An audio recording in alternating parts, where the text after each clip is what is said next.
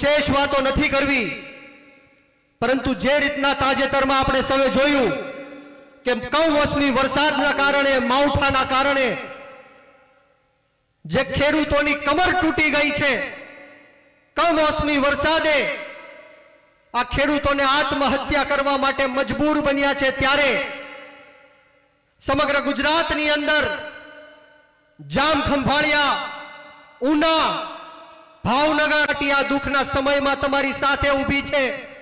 આમ આદમી પાર્ટીના નેતાઓ એમના પરિવારજનોને મળ્યા છે, ત્યારે આ જાહેર મંચ ઉપરથી સરકારને પણ હું કહેવા માંગીશ કે તાત્કાલિક ધોરણે જે આ 5 ખેડૂતોએ આત્મહત્યા કરી છે એ તમામને 1-1 કરોડ રૂપિયાની આર્થિક સહાય આપવામાં આવે, અને સાથોસાથ જે સહાયના નામે ખેડૂતો સાથે મજાક કરવાનું કામ આ ભ્રષ્ટાચારી ભારતીય જનતા પાર્ટીએ કર્યું છે.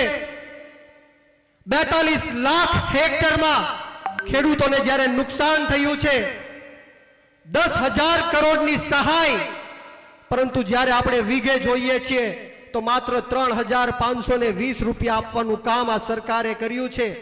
હેક્ટર દીઠ 22,000 રૂપિયા આપવાનું કામ આ સરકારે કર્યું છે.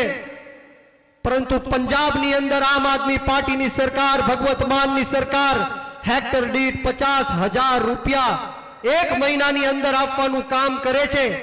ત્યારે સરકારને કહેવા માંગીશ કે તાત્કાલિક ધોરણે ખેડૂતોને શિયાળા પાકનું વાવેતર કરવાનું હોય, પૈસાની જરૂર હોય, બિયારણ ખરીદવાનું હોય, ખાતર ખરીદવાનું હોય, દવાઓ ખરીદવાની હોય, જમીન ખેડવાની હોય, ત્યારે આ ગરીબ ખેડૂતોને પૈસાની જરૂર હોય છે. ત્યારે 15 દિવસની અંદર આ સહાય ખેડૂતોની બેંક એકાઉન્ટમાં આપવામાં આવે. અને સાથોસાથ આમ આદમી પાર્ટી જ્યારે પણ સભાઓ કરે છે, ત્યારે આ ભ્રષ્ટ ભાજપના નેતાઓ ખેડૂતોને આ સભામાં ન પહોંચવા દેવા માટે અનેક તાઇફાઓ કરે છે, ધાક ધમકીઓ આપે છે, જેલમાં નાખવાની ખોટી બિકરાણીઓ બતાવે છે, ખોટા કેસો કરે છે. ત્યારે આ જાહેર મંચ ઉપરથી આ ભ્રષ્ટ ભાજપને કહેવા માંગીશ કે તમે ગમે એટલો અન્યાય કરો, ગમે એટલો અત્યાચાર કરો, ખોટા કેસો કરો, જેલમાં નાખો, પરંતુ આ ગરીબ ખેડૂતના દીકરા તમારી સામે મોરે મોરો દઈ દેવા માટે તૈયાર છીએ. તમારી જેલની દિવાલો અમારા ખેડૂતોનો અવાજ બંધ નહીં કરી શકે. તમારી જેલની દિવાલોના લોખંડના સળિયાઓ અમારી જેવા ક્રાંતિકારી યુવાનો અવાજ નહીં દબાવી શકે. તમારી પોલીસની ગોળીઓ અને પોલીસની લાઠીઓ આમ આદમી પાર્ટીને ક્રાંતિ કરતા નહીં રોકી શકે. ત્યારે વારંવાર જેમ રાજુભાઈએ કીધું એમ કે કાયદો માત્ર ગરીબ માણસો માટે છે, ખેડૂતો માટે છે.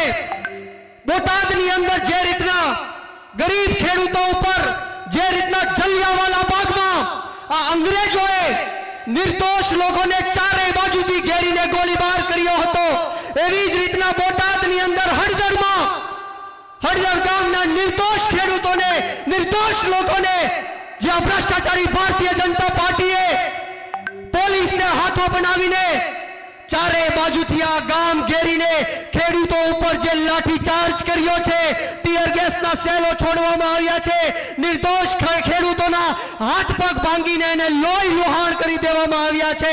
અરે આ લોકોને શરમ નથી? આ નિર્દોષ ખેડૂતોના ઘરમાં ઘૂસીને માતાઓ બહેનો ઉપર અત્યાચાર કર્યો છે, દમન ગુજાર્યું છે. ત્યારે આ પોલીસ લોકોને કહેવા માંગીશ, બધી પોલીસ સરખી નથી હોતી, પરંતુ અમુક પોલીસના લોકો આ ભ્રષ્ટાચારી ભારતીય જનતા પાર્ટીની ગુલામી કરે છે, ગરીબ લોકો ઉપર દમન ગુજારે છે, ગરીબ ખેડૂતો ઉપર દમન ગુજારે છે. અરે તમારામાં હિંમત હોય અને તમારે જો દબંગાઈ દેખાડવી હોય, સિંઘમગીરી દેખાડવી હોય, તો આ બુટલેગરો ખુલ્લે આમ ફરી રહ્યા છે, રેપિસ્ટો ખુલ્લે આમ ફરી રહ્યા છે.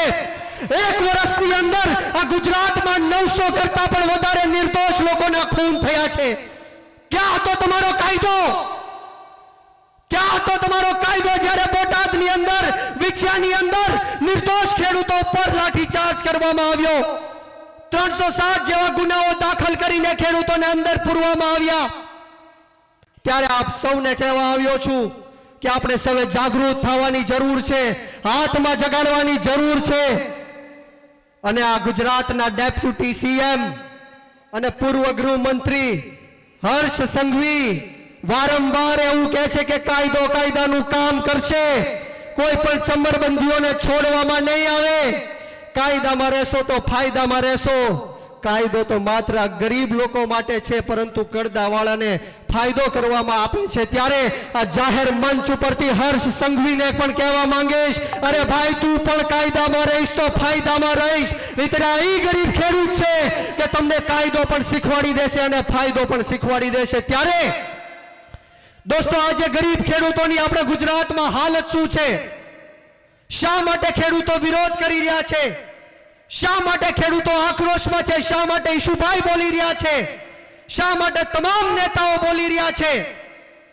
આપણે સૌ ભેગા શું કામ થયા છીએ? આપણે સૌએ લડાઈ શેની લડવાની જરૂર છે?